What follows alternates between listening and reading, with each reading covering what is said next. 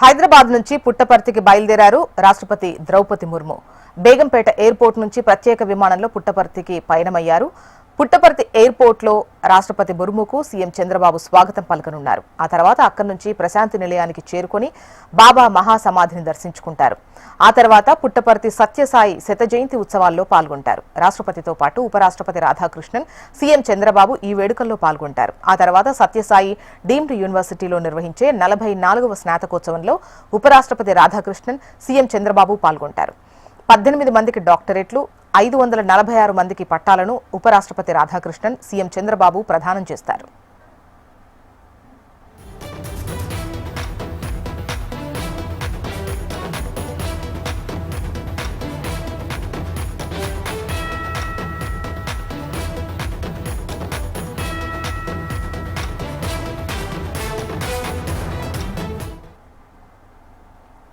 హైదరాబాద్ నుంచి పుట్టపర్తికి బయలుదేరారు రాష్ట్రపతి ద్రౌపది ముర్ము.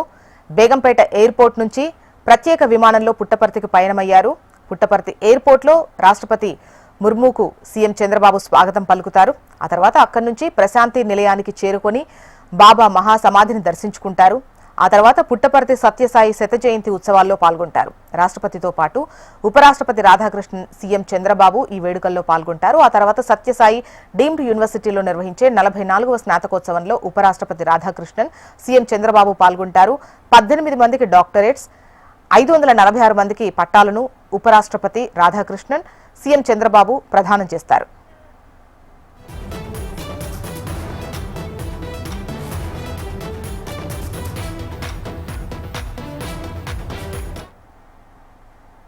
ఇక హైదరాబాద్ నుంచి పుట్టపర్తికి బయలుదేరారు రాష్ట్రపతి ద్రౌపది ముర్ము. బేగంపేట ఎయిర్పోర్ట్ నుంచి ప్రత్యేక విమానంలో పుట్టపర్తికి పయనమయ్యారు.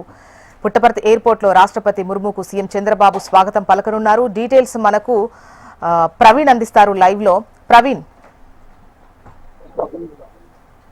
కొద్దిసేపటి క్రితమే పుట్టపర్తి ఎయిర్పోర్ట్ కు చంద్రబాబుతో పాటు మా విద్యాశాఖ మంత్రి నారా లోకేష్ కూడా రావడం జరిగింది. మరికొద్దిసేపట్లో రాష్ట్రపతి ద్రౌపది ఎయిర్పోర్ట్ కి రానుంది. ఆమెకు స్వాగతం పలికేందుకు చంద్రబాబు ఇప్పటికే ఎయిర్పోర్ట్ కు చేరుకున్నారు. చంద్రబాబుతో పాటు మంత్రి నారా లోకేష్, ఇతర మంత్రులు, స్థానిక నేతలు కూడా ఎయిర్పోర్ట్ కు చేరుకున్నారు. మరికొద్దిసేపట్లో ఆమె పుట్టపర్తి రానుంది ప్రత్యేక విమానంలో. అక్కడి నుంచి నేరుగా ప్రశాంతి నిలయానికి రోడ్డు మార్గం ద్వారా చేరుకుంటారు. ప్రశాంతి నిలయంలో స్వామి మహాసమాధిని దర్శించుకున్న తర్వాత ఇదే మార్గం ద్వారా ప్రధాని రానున్నారు. ఇప్పటికే దానికి సంబంధించినటువంటి ప్రోటోకాల్ వెహికల్స్ కూడా ఏదైతే భద్రత కూడా కట్టుదిట్టం చేయడం జరిగింది. రాష్ట్రపతి రానున్న నేపథ్యంలో పూర్తిగా ఆంక్షలు అయితే విధించడం జరిగింది. పూర్తి స్థాయిలో మరికొద్ది సేపట్లో ప్రశాంతి నిలయంకి ఏదైతే కాన్వాయ్ చేరుకోనుంది. రాష్ట్రపతి వచ్చిన తర్వాత సీఎం అదేవిధంగా విద్యాశాఖ లోకేష్ మనం చూస్తున్నది ఈ మెయిన్ ఏదైతే గోపురం దగ్గర ఉన్నటువంటి గేటు ద్వారానే ఈ లోపలికి రాష్ట్రపతితో పాటు ప్రముఖులందరూ కూడా లోపలికి వెళ్లే అవకాశం ఉంటుంది. ముఖ్యంగా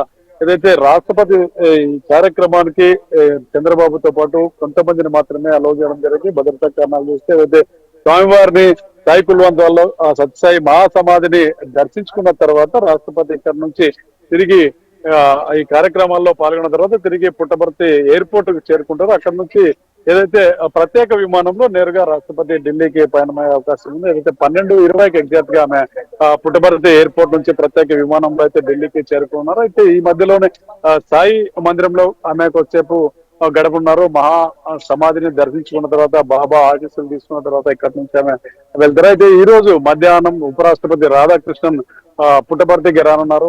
సాయంత్రం 4 గంటలకు ప్రారంభమయ్యే డీమ్డ్ యూనివర్సిటీ కాన్వకేషన్ లో ఆయన పాల్గొంటారు. ఆయనతో పాటు వచ్చి సీఎం చంద్రబాబు, విద్యాశాఖ మంత్రి నారా లోకేష్ కూడా ఈ కార్యక్రమంలో హాజరవుతారు. దాదాపు యూనివర్సిటీలో ఇదే సత్యసాయి విద్యా సంస్థలో చదువుకున్నటువంటి 20 మందికి గోల్డ్ మెడల్స్ ప్రదానం చేయనున్నారు. 18 మందికి డాక్టరేట్స్ కూడా ఉన్నారు. అదేవిధంగా 546 మంది విద్యార్థులకు పట్టాలు ప్రదానం చేయనున్నారు. ఈ కార్యక్రమంలో వైస్ ప్రెసిడెంట్ తో పాటు సీఎం లోకేష్ ఇద్దరు కూడా పాల్గొన్నారు. ఈ కార్యక్రమం తర్వాత రాత్రికి ఇక్కడే బస్ చేశారని కూడా మనకు సమాచారం ఉంది. రేపు ఏదైతే భగవాన్ సత్యసాయి బాబా జయంతి సందర్భంగా పెద్ద ఎత్తున రేపు విఐపీలు కూడా ఇక్కడికి రానున్న నేపథ్యంలో ముఖ్యమంత్రితో పాటు వైస్ ప్రెసిడెంట్ బస్ చేయనున్నారు. పూర్తిగా రేపు కార్యక్రమాల్లోని కూడా పాల్గొనే అవకాశం ఉంది. బాబా జయంతి సందర్భంగా పెద్ద ఎత్తున వివిఐపీలు కూడా రానున్నారు. అదేవిధంగా సామాన్య భక్తులు లక్షలలో ఇక్కడికి రానున్న నేపథ్యంలో దానికి సంబంధించిన ఏర్పాట్లు కూడా ముమ్మరంగా కొనసాగుతున్న పరిస్థితి. ఎవరికి ఎటువంటి ఇబ్బంది లేకుండా ఓవైపు భద్రతా కారణ చర్యలు, అదేవిధంగా సామాన్య భక్తులకి